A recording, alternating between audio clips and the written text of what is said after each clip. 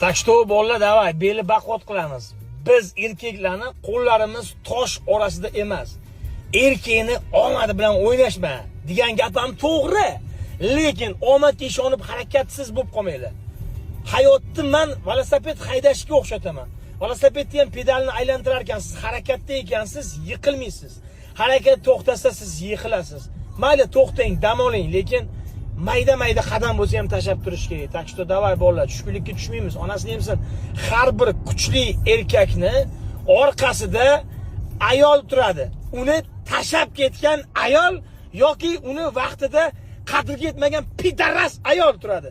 O'sha ayolga na prinsip, o'sha erkak agar xotin bilan ajrashgan bo'lsa, pidaras men senga ko'rsataman, shu ishxonang direktori deb meni tashab ketdingmi, oyligimni yuzimga solding deb biznesmen bo'lib ketadi, yoki yigit unga jahl qilib biznes yo sparsmen yo biznesmen bo'lib ketadi. Tak что davay bolalar, onasiz